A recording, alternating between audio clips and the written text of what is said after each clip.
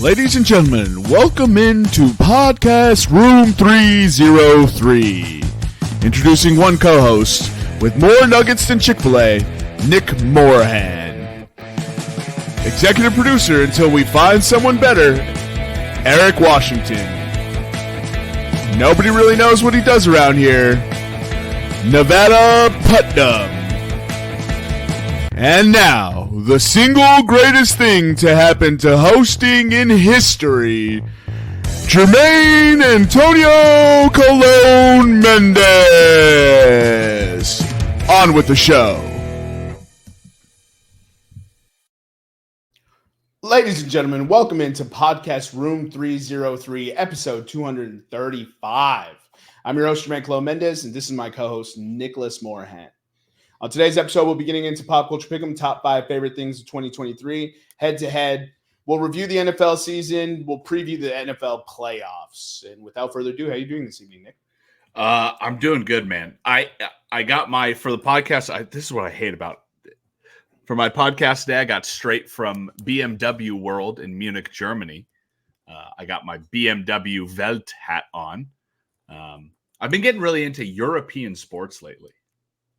Bike riding, tennis, like the ones that we don't take seriously here. So I think as you get into soccer and hockey, right? I think as you get older, you develop a love for European sports, like recreational European sports that you can do, like bike riding, golf, tennis. Because we're not that big. The Europeans go crazy about golf. Yeah, I mean, it's pretty big here now, though. I don't know. I feel like golf is pretty big here. Tiger Woods was like instrumental in that, though. Yeah. Now Nike dropped him. I know. RIP, 27 years. 27 years, only $500 million in endorsements. If I were to tell you Tiger Woods is a billionaire, obviously one of the 3 athletes to become a billionaire, how much of his billions, percentage-wise, was made off of tournament money, golf earnings?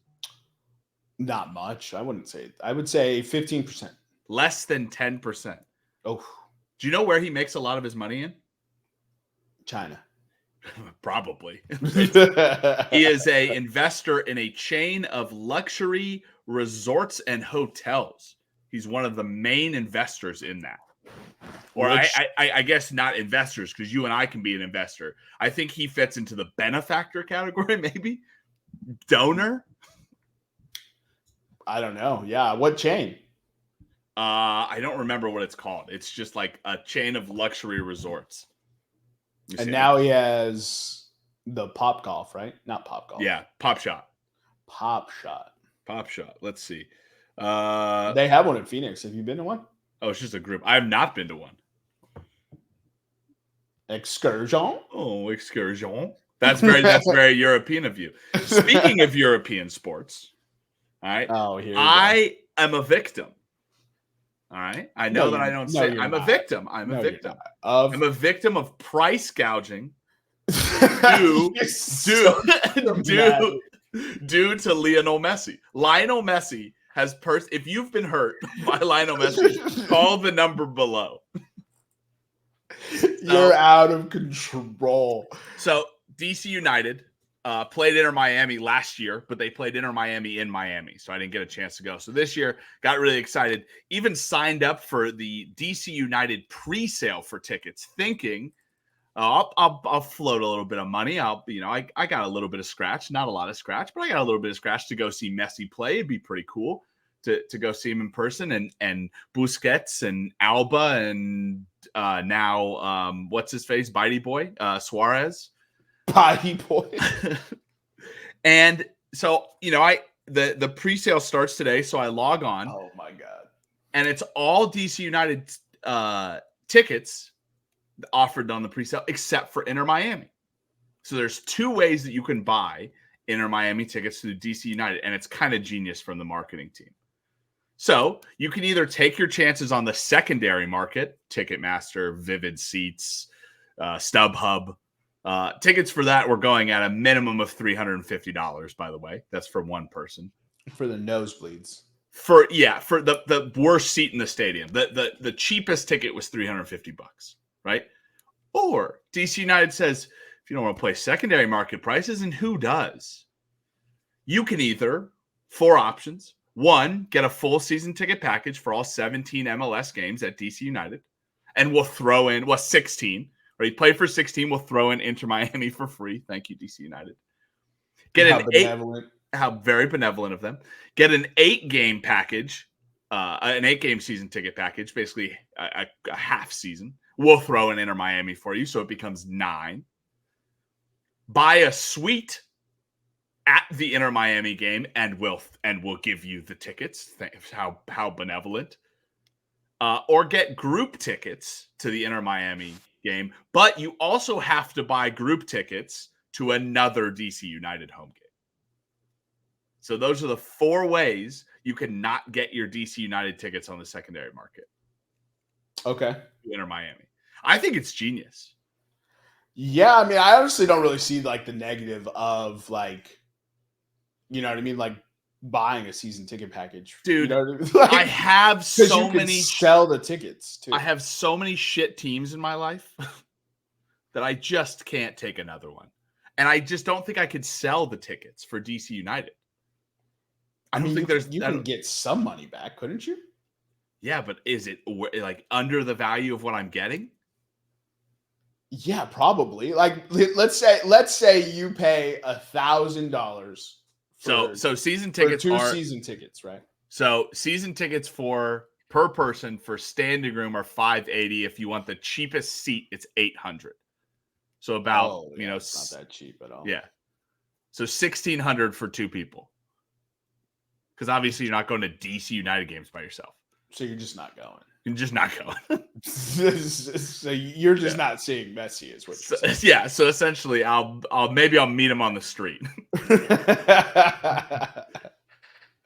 Oh well, or you could just have another bad team. You know what I mean, dude? You don't have any good ones, so might as well keep the trend. No, there's one good one. Well, and Bayern. I mean, what are they right now? They're first in the division. First in the division and in the Western Conference. Second in the conference, I think. Let's see. I don't usually look at the top of the standings right now. That's not really where I hang out. That's not like my cup of tea. They're second in the Central and third in the West. Second in the Central behind Winnipeg Jets, by the way. Dallas? Who called that? Dude, I wanted to call the Jets last year. I think we did. Didn't we call Winnipeg Jets? Let's go to our NHL here. Handy dandy tracker, right? Oh, maybe I don't have a fucking tracker here. I don't know. Oh, they're all gone. I don't know what happened to them. Archive? That's Pop Culture Pick'em. Well, okay. Well, because I don't have the data available, I predicted it. So we predicted it. We predicted it. Let that be stricken from the record. And we don't have enough listeners to prove us wrong. If you are listening and you remember that NHL episode, did I predict that? I think I did. And if not, text me directly. You have my number if you're listening to this podcast. That's funny. And if you don't, hit me up on the socials.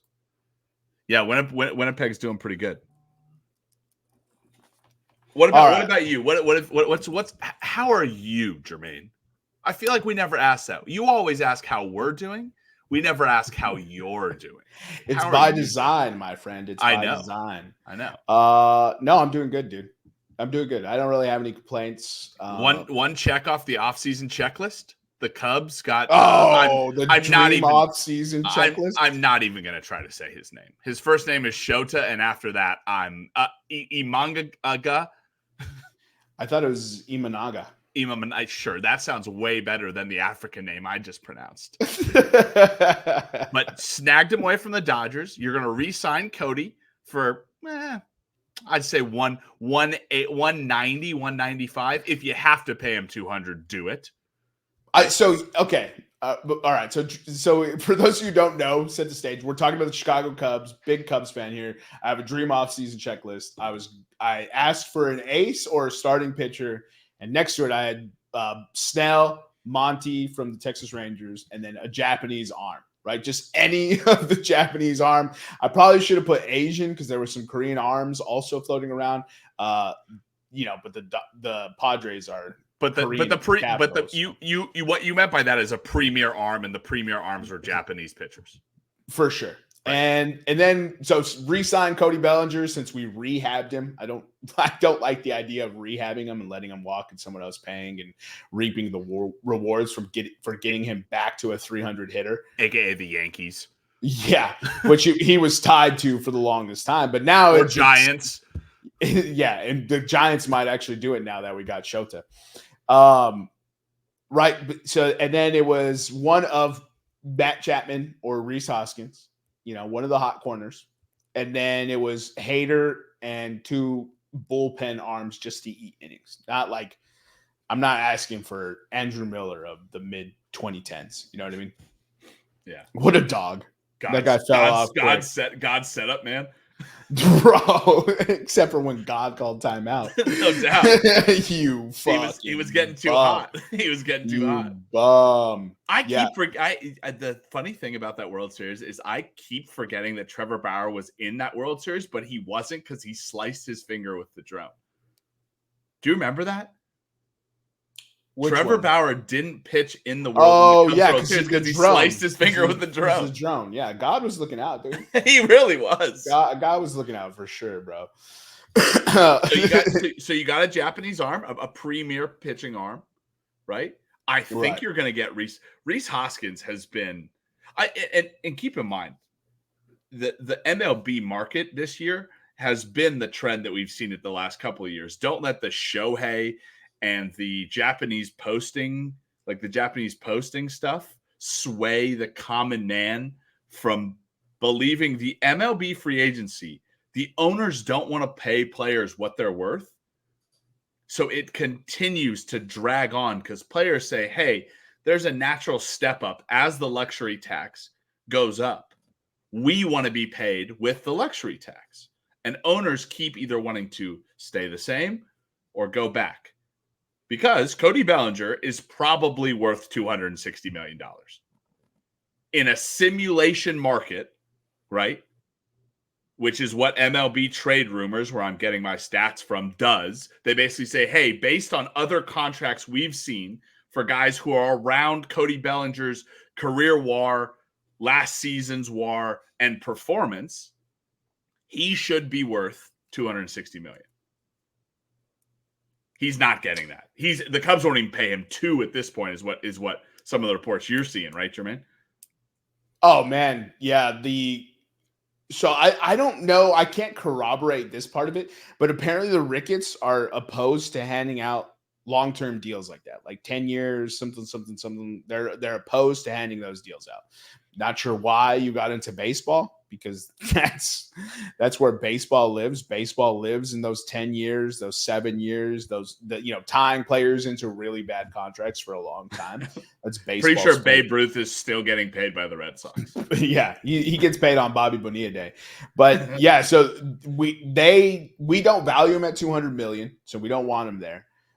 They're looking to sign him to a shorter deal so he can go back out into the free agent market and get paid again.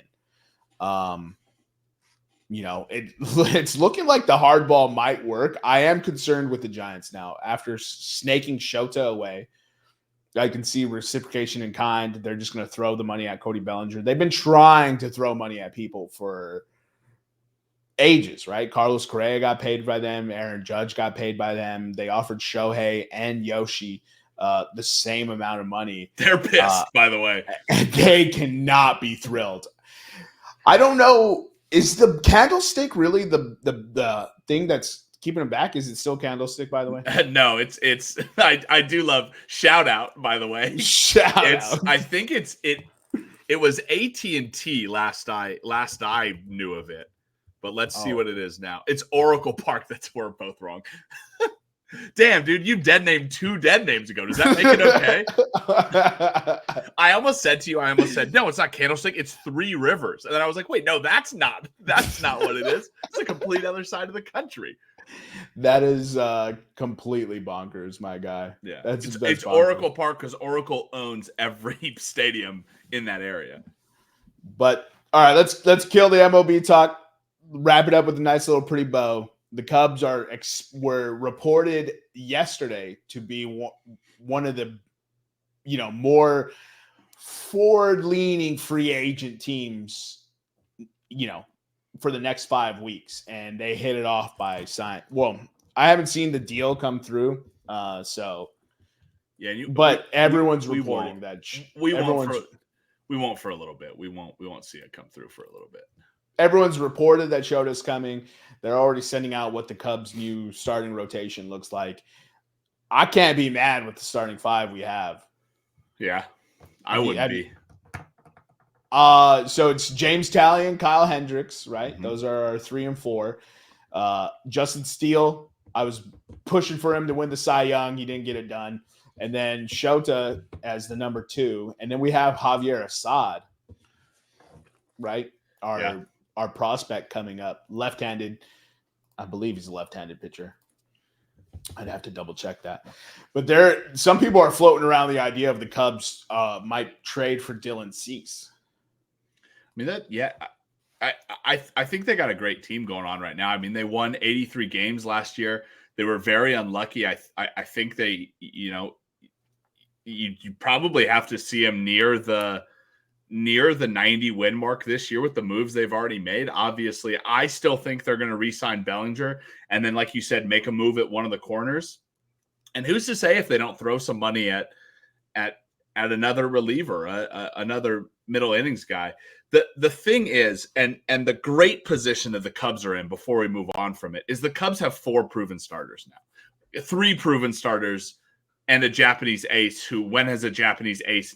Like people always like to say, we don't know how he's going to perform. Well, Tanaka was good. Daisuke Matsuzaka was good.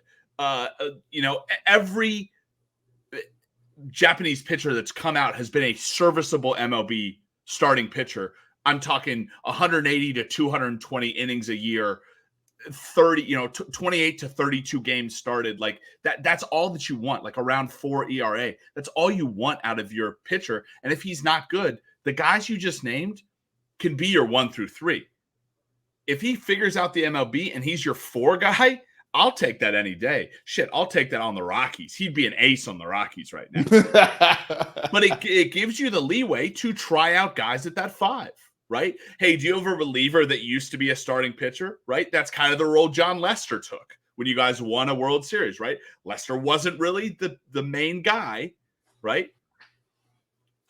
Sorry, not Lester. That's the role that Arrieta kind of took with the Cubs, right? That kind of 4-5 guy who moves to the bullpen. It's the move that revolutionized Ryan Dempster's career from a middle bullpen guy to a starting pitcher. You can play around with it with young guys and everything like that in that spot. I think they're in a really good position. Not to mention we signed Craig Counsell, so. And swept Craig Counsell out from the only team in the division who was a threat, who I think underperformed last year. Who I think would have underperformed last year if it not for Craig Counsell, because I can't we make all these models. I can't factor in manager performance into my model. I wish I could. I don't know how to factor it in. Good managers are worth X number of wins. Bad managers are worth X number of wins. I'm sure I could figure it out. I sent you an article with some stats to look at, but yeah, I don't think you did. So yeah. Well, it's like Craig Counsell is worth like 3 wins. It was the old question we asked. Hey, when Alex Cora comes back to the Red Sox, what does Alex Cora buy the Red Sox in terms of wins? Is that 3 wins, right? Over the average manager? I'd say a good manager is worth 3 wins minimum, right? Obviously from there, you can have some variance. And also like roster matters. Like if you have a good roster, you can get maybe 6 wins out of that roster. Like if it's an average roster, maybe you get 4 wins, all that stuff. And like you said, we don't really know how to quantify. We just know managers matter. Right. That's true. Ask the San Diego Padres from last year, right? Like Bo Melvin lost that locker room. Josh Hader refused to pitch back-to-back games. Like it was all bad. And so now the Padres have revamped that whole attack. But I think we've kind of touched enough on Major League Baseball. Let's go ahead and get into the 2023 head-to-head review. So Eric went ahead and wrapped up the 2023 betting slate for us, our head-to-head. I think we got a total of It's gone now. I was trying to see how many bets we had. So 54 plus 93, 147. So it looks like we had 147 between, because we did one for the first few weeks last year. So we should have a little more this year. But I'll share the screen here. We'll do it in, we'll see. What do you remember what order it was? I think you were last. So Nick went 44, 102, and 2, minus 22.1 units. Hell yeah. But all right. So what I want the people to look at is, since we started going big, you're not going to see small numbers in there, right? There's no, in the end of the year, there was no small potatoes, right? Since the 16th, right? Nothing below 1,200, right? We didn't end the year. There's no small potatoes in that, right? All these other guys, small potatoes, right? Jermaine playing it conservative, small potatoes. Small potatoes. Nevada playing it conservative, small potatoes. Small potatoes. Everything was plus money, sir. Small potatoes. Look all. at you. By the way, speaking as Jermaine goes through this, I gotta let you know, for the 2024 head-to-head data, I kind of had to back off from just sending ludicrous bets, because I was just sending ludicrous bets at the end of the year. Oh, I was hoping that they hit. I wasn't even trying. I literally was just like, oh, I think I like that, and I sent it. I gotta get some sort of strategy. Hey, if anyone listening knows any sort of strategy I should follow, go ahead and hit me up. But yeah, so Nick was fourth place. Like I said, 44, 102, and 2, minus 22.1 units. Longest win streak was 5. Longest losing streak was 20. Ended the year on a 16. Also had a 16-game losing streak. So it could have been longer. We just had to close out the register. Yeah. As far as, best sports for him to bet on, it was MLB at 15, and then nothing else really. So stick to Major League Baseball, Nick. But we're kicking it. We already kicked it off. We're already up 8 units to start the year. Yeah, we're going to get into 2024. If you would let us wrap up 2023, we'll get into 2024. I promise.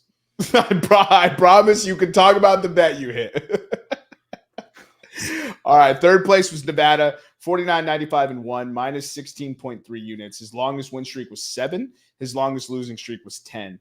His biggest hit was plus 800, Arcangelo to win.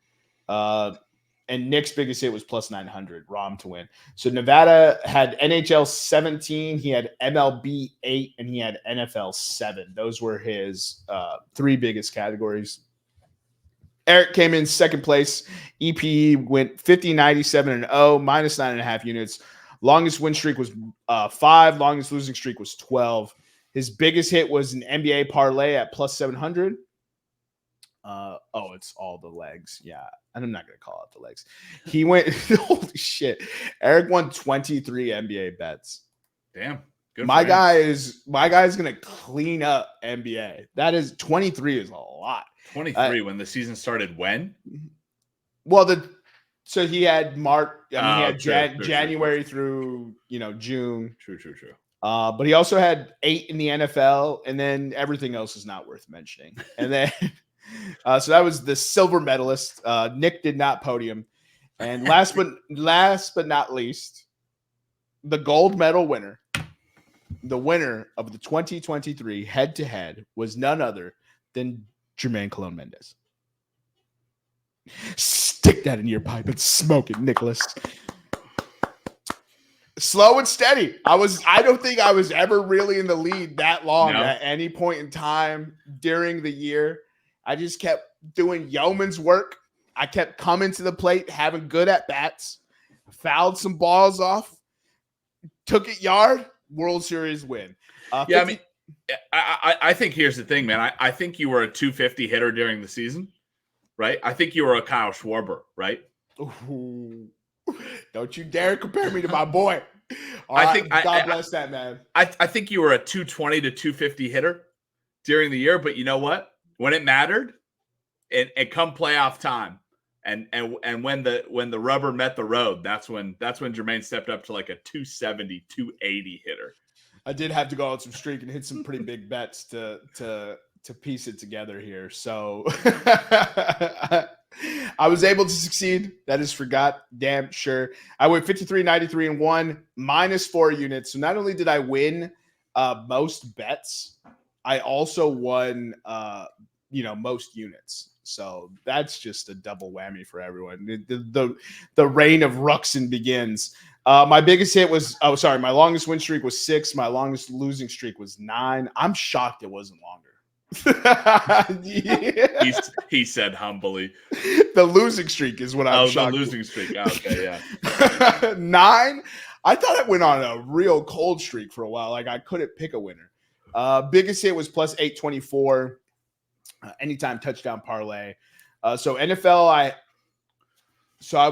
was actually pretty good cross sports. I had NFL 11 and NBA 11, and then I had UFC 10.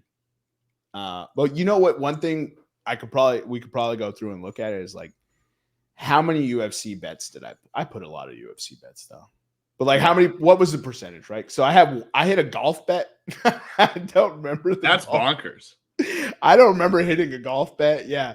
So shout out EPE for going through it, taking care of all this head to head, getting all those stats. My man put together a wicked a bit of information for that. So, and he's even prepared this for us. Oh my goodness. So he's gonna track parlays now. Jeez. Oh man, we're gonna know how bad we are on another level. Yeah. So let's another level. See, the more data you get isn't always better because you may just find out you really do suck that bad. Right. So let's go ahead and get into the 2024 head to head. So because Nick desperately, that's the data. Oh, look at that. That's fancy. All right. So Nick, so we've already been through 1 week. Nick desperately wants to discuss his hit. So we'll start with Nick. Nick is one of 2 people to get a winner. So I went 0-3. You could see this ridiculous every game Sunday slate for the NFL. Lost.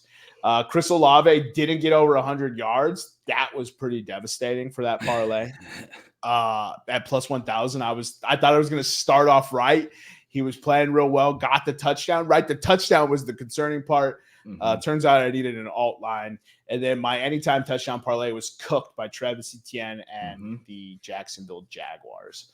So currently I'm 0-3, -3 units. Nick, I'll let you go through it. You want to talk about yours? Yeah, so NBA's back on the menu. We fired the NBA model up. It spit us out a 3-team parlay. The Hawks, the Raptors, the Pelicans. I mean, all birds, if you think about it, and totally disregard Toronto's logo. Plus 1,084. That hit. Missed an NFL parlay pretty bad. And then got screwed over by New England, right? That's on you. Jets have not beat New England in Foxborough since like 2006. Yeah, but this was not the New England team to back. And it's the Jets. You had the perfect Jets team to back here. No Jets team. Good defense in the snow. And then I just want to say, Jermaine, I watched my first Man United game of 2024, and I think of the 2023-2024 season, right? When they played Wigan Athletic or Wigan United, whatever they are. Man United should have won that game like 6-0. They cannot finish. We haven't been able to score in ages, my man. Rasmus Holland or Hovland, Holland, however you say his think name. It's like Hoyland. I'm not even. I'm just kidding. Is the reason that Denmark will never make a Euro or a major international tournament. He had wide open. He had 3 wide open chances at goal and missed all of them. 2 off the crossbar. 1, he just looked like he's never played soccer before in his life. So the club we bought him from actually was so eager to get rid of him because they think his brother's better and that this was part of his problem. And then sure enough, it's only just exacerbated. It's masturbated the problem. Yeah. At Manchester United. But Nick went 1-2 and he's plus 8.84 units on the year right now. And just hit the NHL parlay, by the way. Boom, boom. Okay. Yeah, that'll be next week, sir. Look, we've done this for 52 weeks. There's no excuse for you to not know how the flow goes. Boom, boom. Eric had, let's see, he had an English Premier League parlay and 2 football parlays. He went 0-3, he's -3 units. And Nevada went 1-2, shockingly. I didn't know someone else hit. He had William Nylander over 1.5 points, didn't hit. Seattle money line. NFL parlay. Oh, sorry, NHL parlay. That one lost. And then he took the Baltimore versus Pittsburgh under, which looked like an absolute no-brainer. Yeah, great. No Lamar Jackson, like that's an instant under. Yeah, Pittsburgh ain't driving rain too. Pittsburgh ain't scoring 20. You know what I mean? Like, so that wraps up the head-to-head. Let's go ahead and get into our pop culture pick'em. So today's top 5 favorite things of 2023. And this is to not to be confused with our year in review episode. We had, we took care of the year in review, and those are for pop culture topics. This is more personal related. So Eric couldn't join us today, so he will not be partaking. Anyways, I have the first pick. So I am going with Padres game with my folks. They win? No, I don't think they did. What a great stadium Petco Park is. Oh, it's great. And the best part is my mom doesn't like sun, apparently. I mess with her all the time. And we had like the perfect awning shade, but man, it was cold. There was like a breeze in there. I was like, man, I'm going to go stand in the sun. Right, no doubt. The beautiful stadium. I'm going to go with number 1, meeting my girlfriend. You guys have heard her mentioned a couple times. She's super dope. Boo! No one wants you to be happy. She didn't want me to mention it. But she definitely did not. But I don't have to listen to what she has to say, and I'm looking in the other room when she's storming out. Is she listening? Is she listening? Yes, dear. Second one, I'm gonna go getting rid of my BMW X1 because that car was a piece of shit. You did get rid of it? I got a dealership to pay me $8,000 for that car. Wow. Listen to the words that are coming out of my mouth. Huh? Listen to the words that are coming out of my mouth. The brakes didn't work and they paid me $8,000. I had to pump the brakes to get them to stop. It's pretty easy to fix brakes though. No, is it? Like I can fix brakes. Not this car. I took this car in once because it was having trouble. They fixed the engine, and a week later, the brake pads, like the brakes broke. They fixed the brakes, and then the rear axle started making a grinding noise. You just had to have a BMW. Couldn't get a Kia. You had to have a BMW. So ridiculous. Now I have a Mazda. That's not going to be one of my favorite things of 2023 because my Mazda also sucks. But you know what my Mazda has? Brakes. Cheap maintenance. Yep. That's good enough for me. So the second one, I didn't even write it. Getting rid of BMW X3, right? X1? But it doesn't matter. It doesn't matter what it was. It's gone. It can't hurt me anymore. That's not true. You're about to wake up with cold sweats like it's Nam. So I attended 2 weddings last year. All my friends are getting married, and I'm still single. R.I.P. me. My friends' weddings times 2. Look, man, if you don't like going to weddings, I don't know what to tell you. I have literally never had a bad time at a wedding. I don't know. Maybe I'm tripping. Maybe I just have had luck. But I always have fun. I shake my tail feather and I wet my whistle, and then I lay my head down and remember it all the next day. And forget your takeout at the hotel front desk. Sir, you forgot the takeout. I ordered. You had to fly. That was the rule. Yeah, well, shouldn't have let me go to sleep. We spent like $200 on outrageous amounts of money.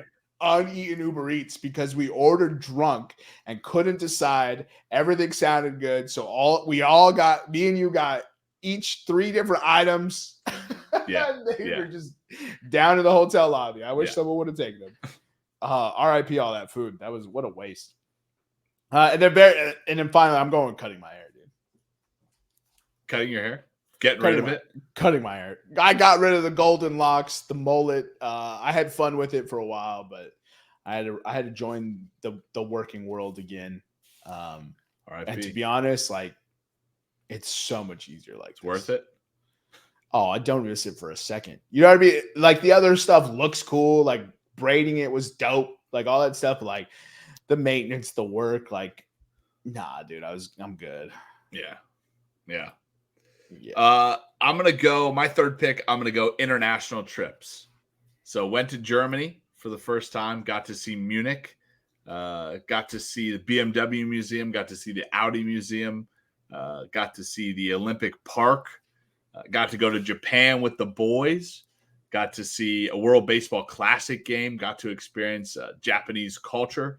Eat as much ramen as my body could hold. Japan was a lot of fun, dude. I'd be willing to go back. New Japan Pro Wrestling. Oh, I feel like if we go back, we got to do like a Korea. We got to do like a Korea or something like that. I've been trying to get us to go to Korea for the Padres Dodgers. Yeah. And Shohei would be there. Those tickets are impossible to find now. I tried to get you guys to sign up for that like in September. Ugh. I know you did. I can't. Do you know how frustrating it is to hear you say Korea this time? Yeah, I mean, I'm not saying now. I'm gonna go 2023. I had an unexpected NC State season. NC State went 9-4, I think. We've been over this. NC State has winning records. No. But I didn't expect them. I expected them to go to a bowl at like 7-6. Right? Okay. Or like a 6-win team. I did not expect them to be good. I did not expect them. This NC State team was exactly the same as every NC State team I've ever seen, except they didn't blow it. They didn't manage to blow it. And that's why they were 9-4. This wasn't even a good team. Like it wasn't even a great team. They didn't make great plays. They just didn't hurt themselves. But it was just it was like a good season. And it's one of those seasons, and I don't know if you ever had this, in watching a team where you're so in the moment in every game, and you're just like, they're going to blow it here because this is what they normally do. They blow it here. And then you get to the end, and every game is like that. But then you look back. I look back on the season the other day, and I'm kind of like, man, that was a good NC State season. Like, we went to also, my buddy and I, Tom, shout out, are now are on a 5-game win streak, knock on wood, of attending NC State games. 5 games in a row that we've attended, they've won. Bro, no way. 5 games in a row. Mm-hmm. Oh, see, now I can't go. No, you got to go next year.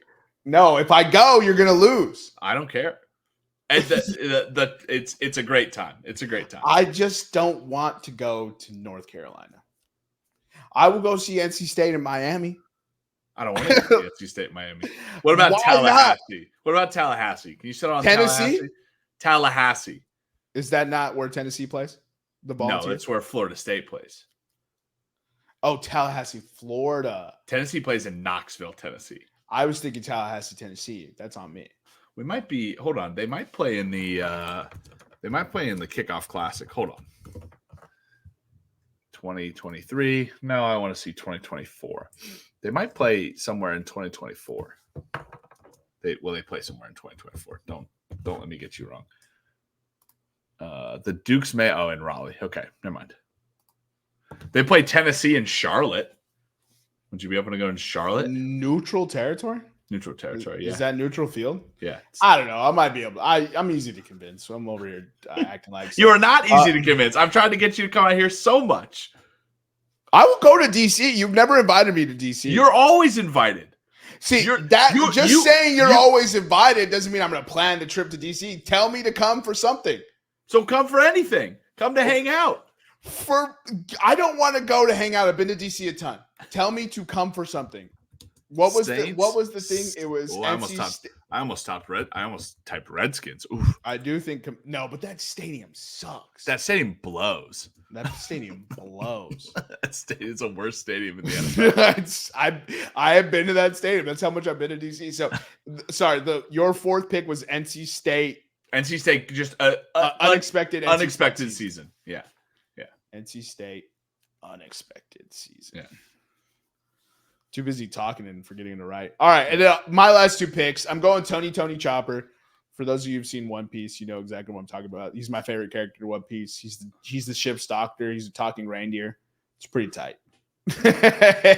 And then I'm taking a Jeep Gladiator. So I bought a Jeep Gladiator. So the opposite of Nick.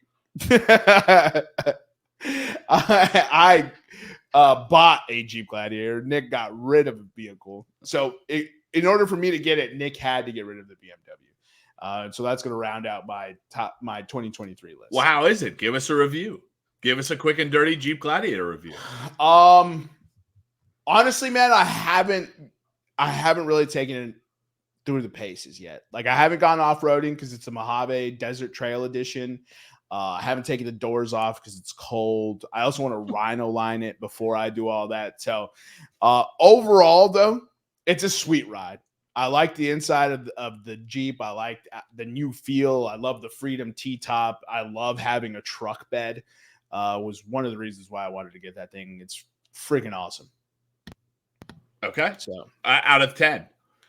Out of 10, 10 out of 10. I have been eyeing a Gladiator for since they brought him back.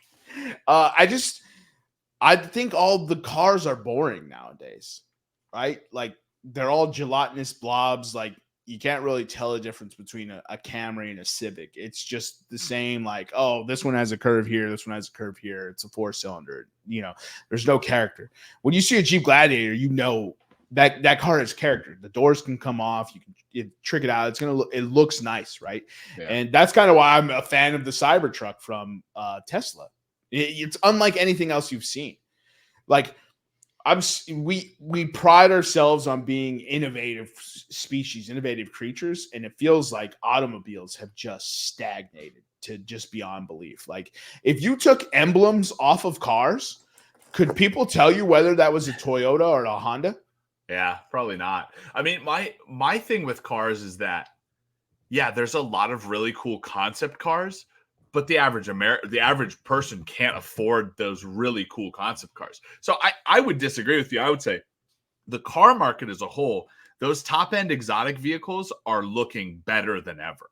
Like that's always been the case, though. Right, but they're still coming up with innovative designs. But I can't afford a Porsche 911 Turbo S GT. Like I can't afford but that. Okay, so I'm talking about consumer. For sure. Right? For sure. Yeah. So think about an older Mustang, right? All the way into the 80s, the Mustangs had unique character, every single one. Even the 80s, the one that was used in the 30 Minutes or Less movie with Jesse Eisenberg. Even the 80s Mustangs had character. And then they're kind of indistinguishable now. Mustangs and Camaros. They're ugly now. Yeah. And the Camaros have these wicked blind spots now, right? But we don't have like Chevelles. We don't have those Roadsters. We don't have those sweet Cadillacs. We don't have the awesome Jaguars that used to come out. Like nobody's trying anymore. Right. For consumer cars. Yes. Yeah. I agree. It's just like, how quick can we get them out? And then, bro, you don't have to get them out every year. Like, if it takes time to make it look new and make it look awesome, you don't have to get it out every year. Yeah. Like, I can't tell the difference between a 2024 Civic and a 2023 Civic. I was really disappointed at the Ford Ranger. The Ford Ranger is an iconic car. It left the market in like 2012, I think, before coming back. That's an iconic looking car, like you're talking about. Yeah. It came back and it's like, oh, that's just a smaller F-150. All right, let's get your last pick on this one. I'm gonna go since I'm not gonna snipe your friends' weddings because I was at one of them. I think if that's the one you're mentioning. Yeah. See, that was one of them. Yeah. I'm gonna say making the dynasty playoffs with a 6-8 ball club, including just dominating the last week before the playoffs. 175 points, doing everything I needed to do. Getting payouts at year end just to make the playoffs is comical. And here's the thing: what's so funny is your points for pushed you above Eric. So you're in the top division and Eric's in the bottom division. I was not pleased to be back in the top division. I'm going to let you know. I thought I could sneak in the playoffs. Eric's team had 9 wins. He had 9 wins. And his team is in the bottom division. Yo, look out for Eric's team next year. No doubt. My team is in the bottom division, and it is not good. You are not concerned with my team. You're in year 2 of a 5-year plan for sure. I'm in year 2 of what the fuck am I doing, dude? You got a lot of picks. But I digress. All right. So I had Padres game with my folks, my friend's wedding ×2, cutting my hair, Tony Chopper from One Piece, and bought a Jeep Gladiator. Nick had meeting my girlfriend, gross, getting rid of BMW, Dex 1, international trips, NC State unexpected season, and making the fantasy playoffs at 6-8. Oh yeah, baby. Yeah. I mean, you didn't have a 6-8 team though. You know what I mean? Like that is one thing we can say. But you know, if you looking to make some trades, hit my line, Nick. I got picks. Maybe. Cooper Kupp is gone. We're evaluating the rest of the team, but Cooper Kupp is definitely gone. Cooper Kupp is gone, huh? That's it. R.I.P. the homie. R.I.P. Okay, so that wraps up. That pick tracker. So very next thing we got to get into. Little behind the scenes baseball there. So let's go ahead and get into the NFL season review. I mean, just give us your biggest surprises, biggest disappointments. Just react to the season, sir. All right. So I'll give you a couple of surprises. The Jets still finishing at 7-10.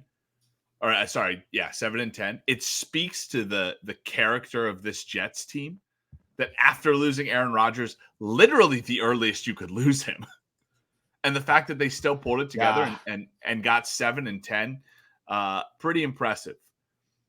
Let's see what else. The AFC North. The first division to have all 4 teams finish above 500 since 1935. We've been rooting for that for a few years now. Yeah. And right? I think we did say that 3 teams will make the playoffs from the AFC North. Another surprise, not really surprise though, the AFC South hates week 17 or week 18. They just know how to blow a playoff spot like nobody's business. Dude. And then to follow up that, right? Jacksonville chokes the division away, right? Apparently the Steelers are bad. Somebody keeps trying to tell me that Mike Tomlin's Steelers is a bad football team, and they wanted Jacksonville, and instead I'm like, how can you say the Steelers are bad if Jacksonville dropped 1-6? But that's neither here nor there. That's a terrible take. But the Mike Vrabel getting fired after knocking the Jaguars out of winning the division is pretty bonkers. Mike Vrabel in the 6 years that he's been a coach in the NFL, 12th best record in the NFL. He's been to the playoffs 3 of those 6 times. And if you take a look at the Tennessee Titans roster this year, was anybody surprised they didn't make the playoffs? No, they signed DeAndre Hopkins in like the 12th hour, and he's their best weapon. Right. Well, I mean, there's no disrespect to Derrick Henry. He's their best pass-catching weapon. Right. And I don't know. I don't see the deal. I think it's hilarious that Arthur Blank fired Arthur Smith at midnight. Like, waited for the game to happen. Bro, to do it at midnight. Midnight, dude. My man couldn't get him out the building any sooner. That was what was shocking about it. Everyone, like, we knew it was coming, but to not do it business hours is pretty crazy. That was my takeaway from that one as well. Like, in the dead of night, you were just like, just get rid of it. Just get it done. Get him out the way. Isn't that like we've been podcasting, right? And then after the podcast, I'm like, I'll do some work. It's 11:30 at night, but I'll do some work, right? That's exactly what it's like. Can you imagine Arthur Blank? He's going through his to-do list. He's like, well, everything's done except for, and we're done. I want Arthur Blank to have gone right to sleep after sending that. That would have been so funny if he was like it's his good night text. He texts he's like, oh, good night. He's like, he rolls over. He's like, good night, sweetie. He's like, Arthur Smith, you're fired. Whoop, swoop. He's like, all right. And he just goes to sleep. Yeah, I'm picturing Arthur Blank already asleep. He's in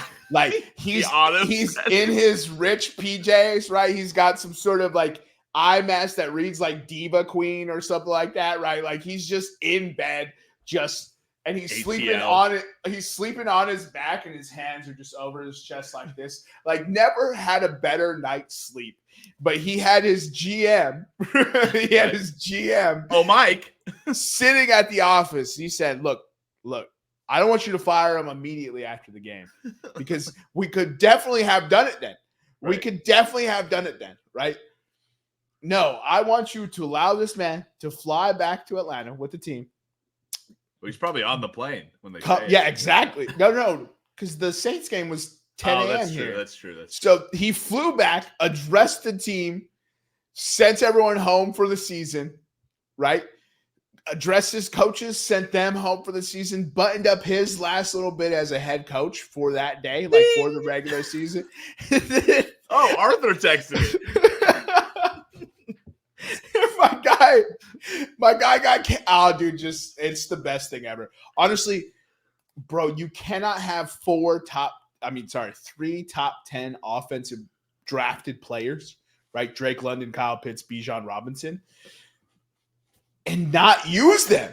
Like, what'd you expect was going to happen? You were drawing up plays for Kaderil Hodges and Jonnu Smith. One of our buddies in the group chat said one of the funniest things about this season I've ever heard, which is, wow, having those 4 top picks really opens things up for Jonnu Smith. Bro.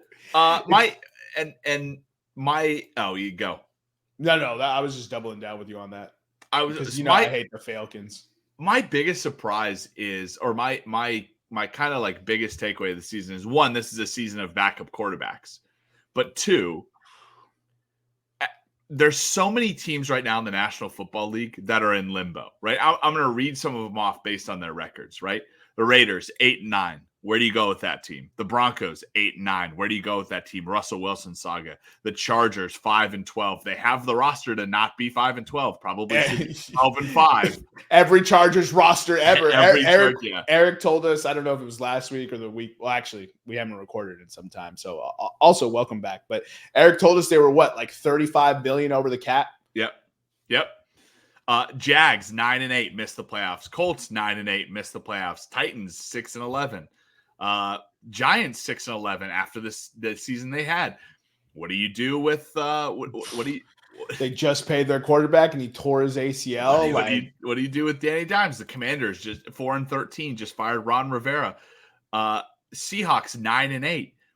The Rams 10-7. Good for the Rams. I mean, I get a running back and see what happens in a Sean McVay offense. They have so many. Their defensive tackle that plays next to Aaron Donald, that may have helped. Yeah. Stud rookie pick this year. Young, the DN for them, played unbelievably well for them. Kyron Williams, Puka Nacua, they got all this. McVay's a damn good coach. They hit ceilings, right? They all hit their ceilings. And that's what you need from a player's coach, right? Get your players to play their best, right? Vikings. What do the Vikings do? What do the Bears do? What do the Saints do? What do the Falcons do? Right? Like these are all teams that were like right there, right around 500. It'll be interesting to see this offseason what I'm not offering predictions right now, but what do those teams do at those records? Because some overachieved, some massively underachieved, some are just kind of like, we can't rebuild, right? We can't. Shout out New Orleans. We can't get a high draft pick. Mickey right? Loomis keeps fucking our salary cap up. Right. We're right at the cap. We can't sign people. We don't have a high draft pick. Yeah. Derek Carr played well to end the season. Okay. And speaking of, so I'll the New Orleans Saints. Have you ever seen a team fuck up a 9-8 season on the very last play as badly as the New Orleans Saints did? Yeah, I mean, it definitely brought a shadow to the season that I was surprised they were 9-8 with Dennis Allen, to be perfectly honest. It doesn't feel like a 9-8 team. But yeah, we played the easiest record. Remember the record. The fact that the Saints didn't win this division. Look, so they played Ryan Tannehill and the Tennessee Titans. He got benched. They played it's Mr. Tannehill to you, sir. They played Bryce Young for number 1 overall rookie pick. Jordan Love blew a 17-point lead against Jordan Love in the fourth quarter. That's what cost us the playoffs. Didn't show up versus the Buccaneers and Baker Mayfield. Beat Mac Jones, who probably got benched. And so we beat some combination of Mac Jones, Bailey Zappi, and the Patriots. Who's a good quarterback. He just doesn't have any time to throw. Bailey Zappi. I will die on the hill that Bailey Zappi has a good arm. He moves in the pocket really well. The problem is, if you're running for your life on 35 pass attempts, you wouldn't play well either. Well, that Mac Jones didn't play well, and everyone's like, "Oh, he didn't play well. He didn't play well." His rookie year, he played well. He actually had people on that team, right? He had pass catchers. Who did Mac Jones have to throw the football to this year? That's true. I'm just talking how Bailey Zapp conducts himself as a quarterback. No, he moves in the pocket really well. He has a good arm. It just don't help when he goes to step up and he's hit by somebody else. It doesn't help when your number 1 guy is blanketed by the corner. Believe me, I know. You've seen that all year. All right, so we lost to rookie CJ Stroud. We lost to Trevor Lawrence with a bum knee. We made him a running quarterback. We beat Tyson Bagent and the Bears. We lost to Josh Dobbs in an impromptu start against Minnesota. We lost a 5-day start, right? Yeah, exactly. He had just been traded to the team that week. We lost to Desmond Ridder and the Falcons. Then we lost to Jared Goff and the Lions by 5. Keep in mind, we lost to the Jaguars by 7, Texans by 7, Bucks by 15, it looks like. And the Lions, the NFC North winners, we ended up losing to them by 5 in a 33-28 game. We beat the Panthers. We beat the Giants. We lost to the Rams. We beat the Bucks, and we beat the Falcons. That is the easiest schedule in football. Yeah. We went 9-8 and didn't even make the playoffs. We should be ashamed of ourselves. Yeah. All right. Well, give me your takeaways from the NFL season. Man, what a strange season. So rookies this year, all positions. I don't know. I don't remember the last time I saw so many rookies at so many positions have so much impact. Right? This rookie draft class for D tackles, D ends, corners, safeties, linebackers, tight ends. You know what I mean? Like receivers, the 2 running backs, Gibbs and Bijan, balled out. Like the rookie quarterback, CJ Stroud, had the best rookie quarterback season ever. Shout out the Carolina Panthers. I think we didn't draft him. I told you CJ Stroud was the pick, dog. Yo, here's the thing. Anthony Richardson would have been the other pick, right? We forget that Anthony Richardson was drafted this year because he got hurt. Like, that's crazy to me, dude. So that was my big takeaway. This season showed you who the good coaches were. And if you would ask me at the beginning of the season if Zach Taylor was a good coach, I don't know if I could answer that question.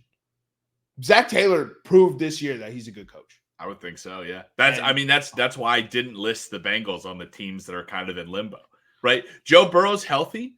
The Bengals probably have more than 9 wins, but they have 9 wins in a division where every team had at least 10 wins. Bro, they had the same amount of wins as the NFC South division winner. And they were, 3 games back? Yeah. Yep. Oh, bro, that's bonkers. And then I don't know, man, really. So everyone says it's the year of the backup quarterback. That's fine. But I think offense has regressed.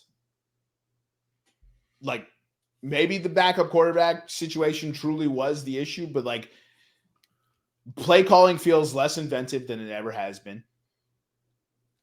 Right? Schemes are being figured out. Defenses are catching up. Offensive line play, I know I've been saying this the last few years, might be the worst I've seen in ages. I agree with that, yeah. Like, it's getting worse. So what this is telling me is that offensive line in the next few years, we're going to start seeing some dudes come out that are the next, Jason Peters, Lane Johnson, Tyron Smith, Jonathan Ogden, Teron Armstead, Michael O'Hara, shout out the blind side. Right now it's bad. And it's because defensive tackle has become a premier position.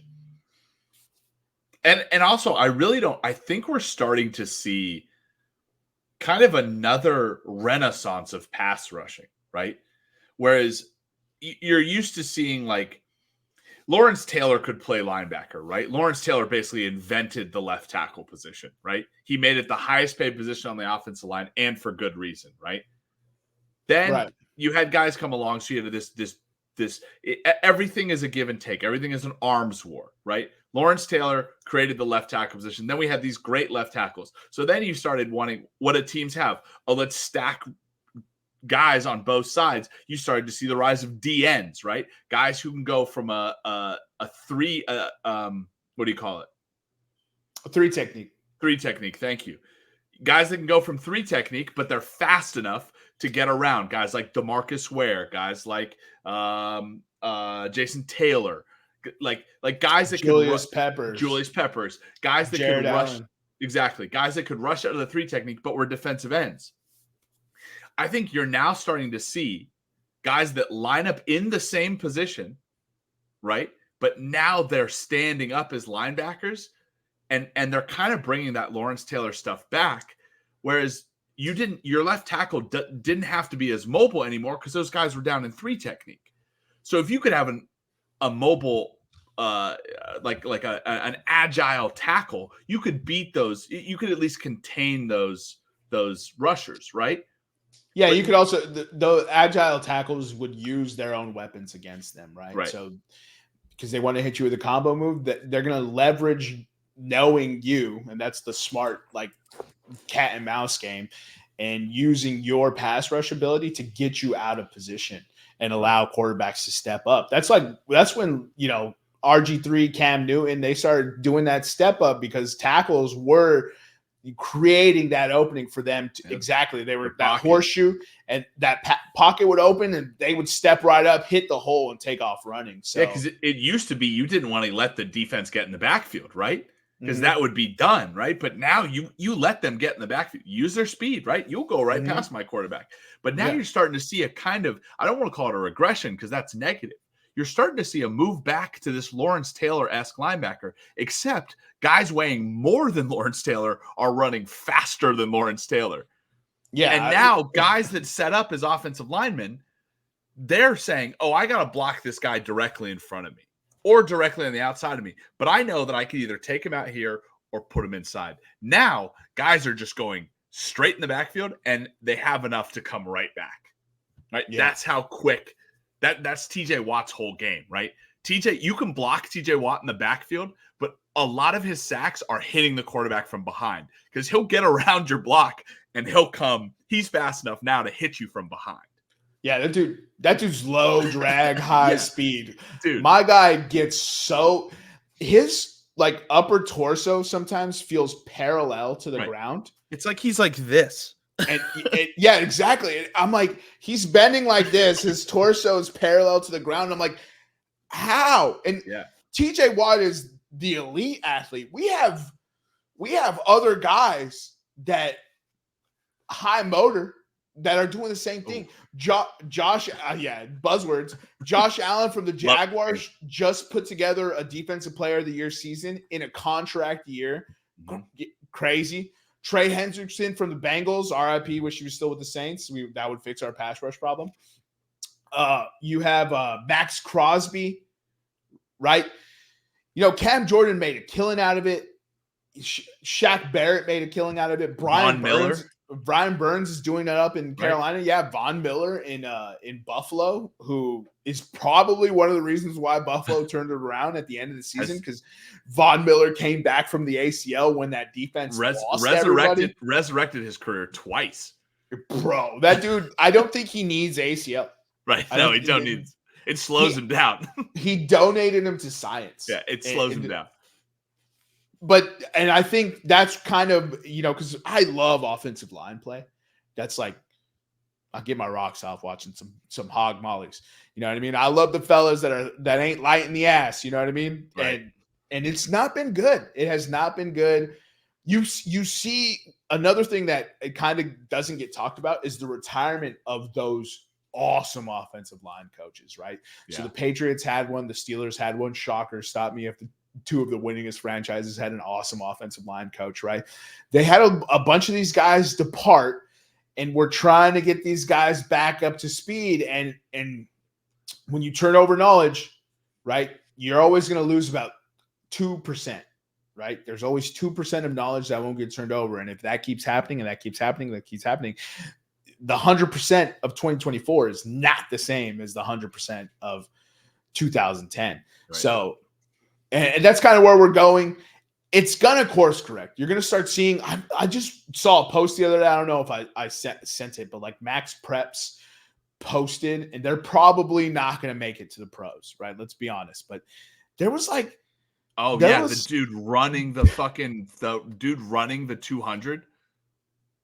Oh, the big dude. Yeah. Yeah, no, that was somebody said like, yeah, but that's not even that fast because he ran like a 16 or a 15, 200 meter or something like that. Yeah. I was like, he is 6'7", 380 pounds. Like that is blazing fast. That's why ESPN has a speed score, because they factor in size and weight into speed. That dude's speed score is in the 1%. Oh, yeah.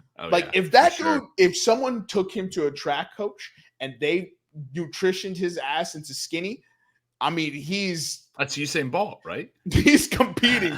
He's competing for gold medals. Like that. That's all. And also for Max Preps, you had these like 6'8" or taller offensive linemen. 6'8", Nick. Like, and some of them were taller. You had like 7 foot. They were like 450 pounds. Yeah. And one of them played running back, because in high school you can't tackle. Right. Yeah. In high school you just it's.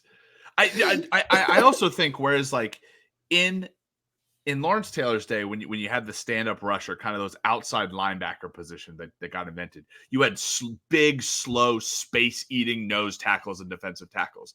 Now we're seeing guys that defensive tackles can move as much, as good as D linemen and edge rushers. So the offensive line, you could sign a good left tackle, you could sign a good right tackle, and your quarterback's still getting hit, because you're getting a guy like Aaron Donald who's fast and strong, who's blowing up your line in the middle. Because I've just like you're saying, not only have we seen an absence of those good tackles, the center position is I think this is probably the worst I've ever seen the center position. We have some great centers right now, and I'll agree with you on that. The issue is they're not used to seeing that speed and strength up the A gap, right? And to you blow up any play, run at the center with the guy who initiates the play. So they're blowing up A gaps. That was the Eagles' whole gimmick last year. That D line was blowing up the guard center combo, whether it was right or left. They were just eating people's lunches, and they were in the backfield. They didn't have that same success this year. But that A gap blitz is now you know why it's called the A gap. It fucks everything up. You can't run the football. You can't run play action because by the time the quarterback turns around after faking the football off, that big motherfucker's in his face about to eat him. It's like the interior offensive line, it's almost like the money positions are going to have to move to the interior offensive line. Yeah. And it's pretty crazy. Because typically you hear it's like, oh, the short arm guys, we move them inside because they're not going to have all that room. They're not going to have to contend with that space. And it's not like that anymore. Right. It's absolutely not like that anymore. But we just got into X's and O's. So X's and O's is going to be my takeaway from the football season. You touch base on everything else. Let's go ahead and get into the actual betting slate for the NFL playoffs. So for those of you who've been living under a rock, the NFL regular season has come to a close. This is the following order for the American Football Conference. The Baltimore Ravens at 13-4 have the 1 seed and the bye. Then you have the Buffalo Bills at 11-6, who people wrote them off and said they wouldn't make the playoffs. I think that was me. Kansas City Chiefs 11-6 at number 3. You have the Houston Texans winning the division at 10-7, and the wild cards are Cleveland, Miami, and Pittsburgh. 11-6 for the first two, and 10-7 for Pittsburgh. They're not a good football team though. You can accidentally win 10 games. National Football Conference. San Francisco 49ers are 12-5. They got the 1 seed and the bye. The Dallas Cowboys and Detroit Lions are also 12-5. They won the East and North divisions respectively. And the 9-8 Tampa Bay Buccaneers won the NFC South. Then you have the Philadelphia Eagles 11-6, the Rams 10-7, and the Green Bay Packers 9-8, rounding out the field. What's the biggest surprise in the playoffs this year? Some good picks. Man, if Pittsburgh would have played Mason Rudolph all year, that's a good team surrounding Mason Rudolph.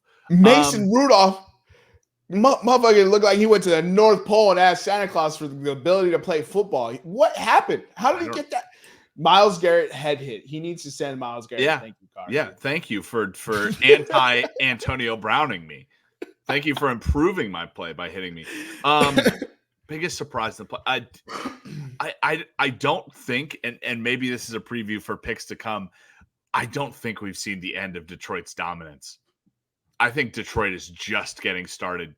I think this is we talk about 3-year plans for good teams. You get to the playoffs, you lose a game, you gain the confidence. Hey, we made the playoffs, right? You lose a game, right? You get to the playoffs again, you win that first game, but then you lose, right? Okay. We're starting to see and then you go into the playoffs hot. We're seeing a Detroit Lions team that is coming into the playoffs hot and is in year 3 of that 3-year plan. And it makes teams very, very dangerous. Let's see. Detroit finished on a 1-game win streak. Let's see. Last 5. Yeah, Detroit in their last. So Detroit 3-2 in their last 5. Yep. 3-3 in their last 6. Basically, Detroit if you take out, actually, I'm not taking out any games. In their last 4, Detroit is scoring 32 points per game, allowing 22, and they have a +6 turnover differential. That's playoff football right there. That's playoff football, right? That's how you do it. The only the scariest team right now to me is the Baltimore Ravens. If you remove Baltimore's last game against Pittsburgh, which they played in the rain, we all talked about it. They also didn't play Roquan Smith or Lamar Jackson or OBJ or Zay Flowers or et cetera, et cetera. Right. Baltimore is scoring 40.5 points per game in their last 4. They are allowing 18.2 points, and they have a +8 turnover differential. And I know people will say, oh, they ran the score up on Miami. Miami is a football team in the playoffs. So beating them 59-17 still is statistically significant. Yeah, but they averaged 40. Right. 59 in one game. They averaged 40 Right. all the other games. So that means that we're still scoring 30, ladies and gentlemen. Like, also, that's an 11-win football team with an explosive offense. That's kind of the team you have to run it up, because in 2 shots, Miami can have a 14 points. Oh, yeah. And a couple of teams that I want to apologize to the fans out there who I didn't really believe. I'll start with the Kansas City Chiefs, right? You want to be hot coming into the playoffs? Kansas City in this offense that we've heard so much about, 20 points in the last 4 games. 16 points allowed. That's good defense, but a -4 turnover differential coming into the playoffs. Not very good. And then I'd like to issue a public apology to our fellow podcast mate, Eric Washington. Yeah, I said that in the chat, bro. Because the Eagles are awful and look awful. 25.8 points coming into the playoff scoring offense. That's okay. Second to last scoring defense behind Miami. 25.5 points allowed, and the worst turnover differential of any team in their last 4 games coming to the playoffs. That's -6. Did you ever hear anything on the A.J. Brown news? About what? He went down grabbing his knee, and then I didn't get an update. I don't know.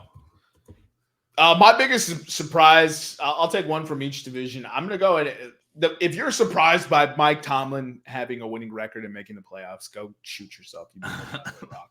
Don't actually do that, ladies and gentlemen. That was hyperbole. Don't get all serious with me. Hyperbole. I say hyperbole. It is hyperbole. I'm just saying hyperbole. Oh, I was like, I guess I'm saying that wrong. Look, Houston Texans.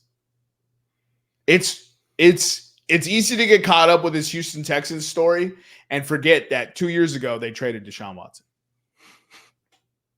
Right? Like, that's where this franchise, to the Cleveland Browns. Who are they playing? They're playing each other. If only Deshaun Watson was healthy, bro. If only. But good for you, the city of Houston, the Houston Texans.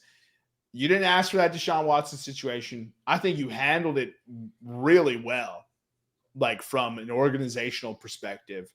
And when you sat there, you took your lumps season after season. You drafted best player available, and then you traded Deshaun Watson when the opportunity presented itself. And now here you are with a stud DN in Will Anderson, a stud QB1 in CJ Stroud. You have an awesome wide receiver core. Maybe awesome is a little bit generous. Exciting wide receiving core, a playmaking wide receiving core, right? Tight ends, wide receivers. Their running backs a little lackluster. Saquon Barkley, if you hear me.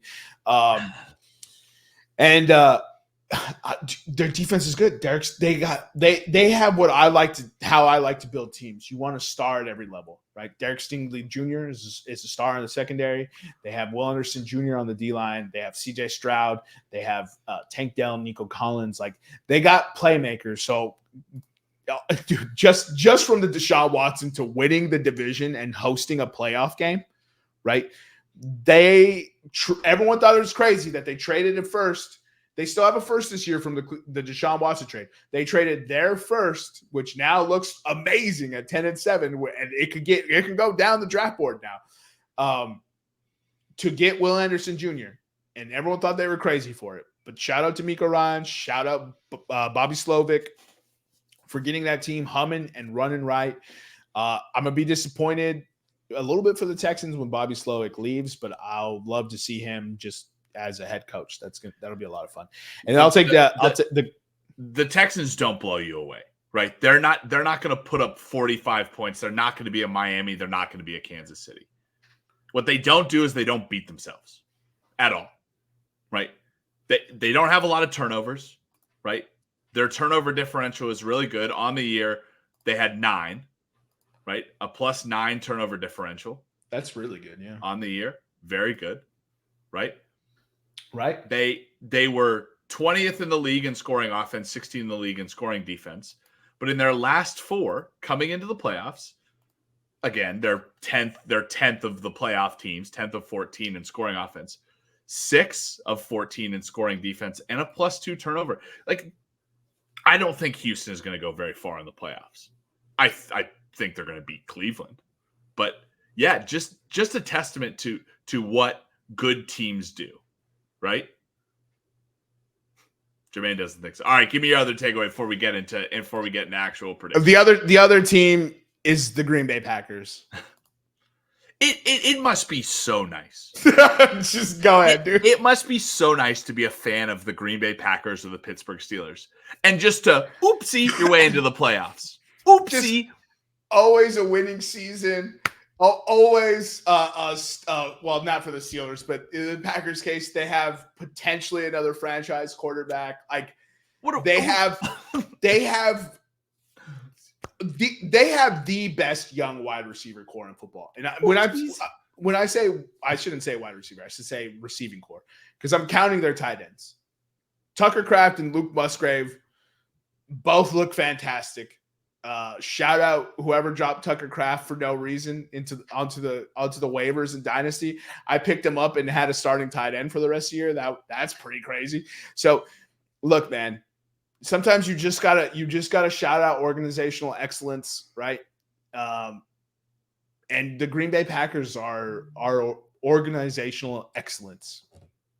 You know, if the Green Bay Packers didn't exist in that division, you'd be talking about the Minnesota Vikings the same way. The Minnesota Vikings are always competitive.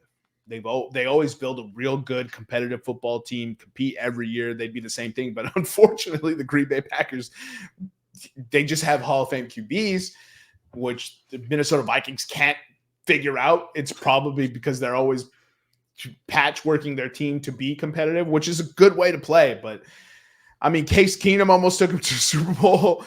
Brett Favre almost took him to the Super Bowl. Like, those ain't exactly franchise quarterbacks in the Minnesota Vikings lore. Sometimes you just got to shout out the organizational excellence. So shout out Green Bay. It'll probably rub a lot of people wrong because a lot of people hate Green Bay. But let's go ahead and get into the actual playoffs here. So, I gotta stop.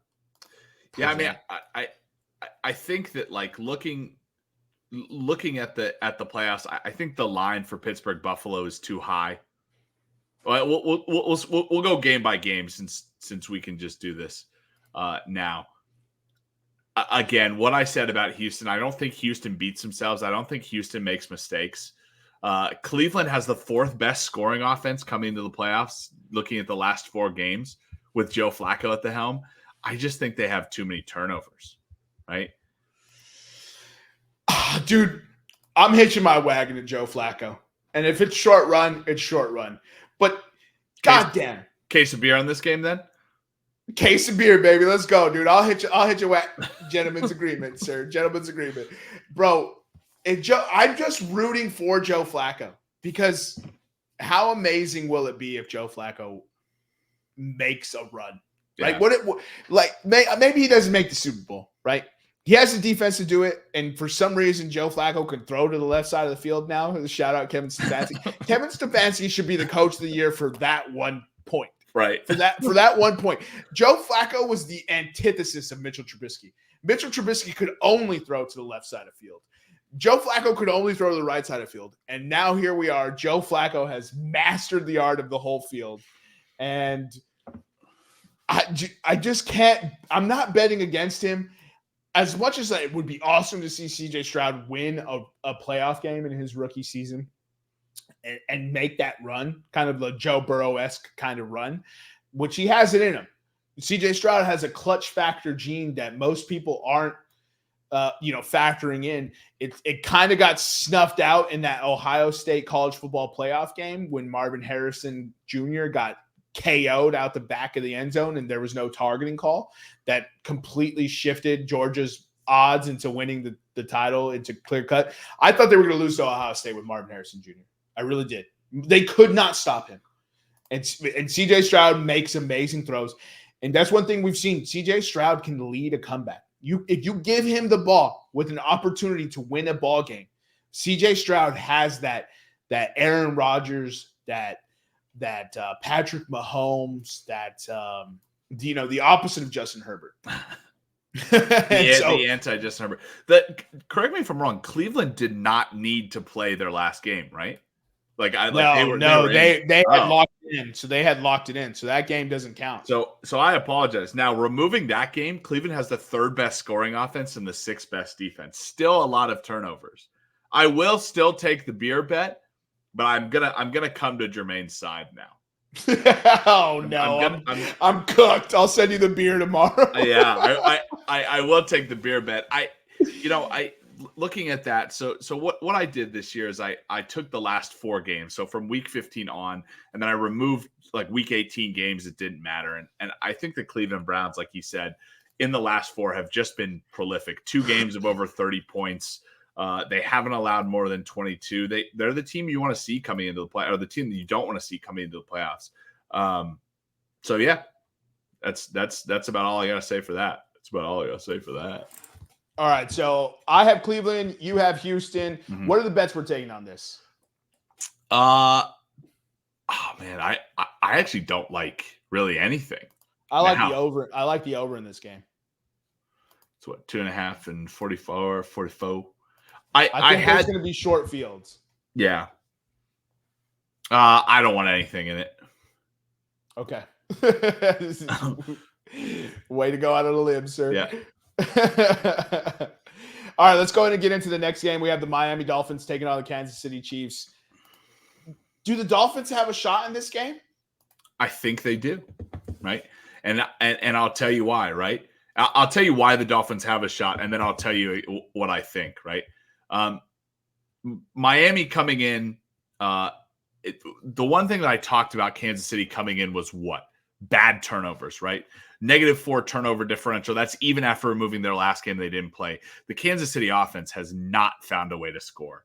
Like they have scored 27, 14, 25 points. They've lost the turnover battle and all that. They're limping into the playoffs. They don't look good. Tyreek Hill revenge game.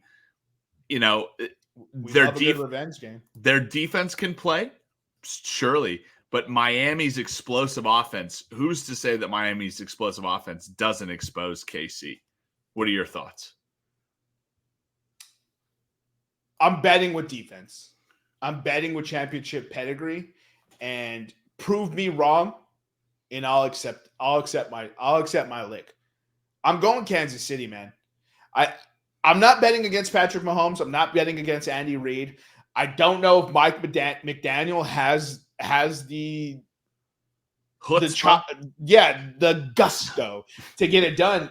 Look, to win the division, you lost to the Bills 21-14 at home. That's not a good sign going into the playoffs.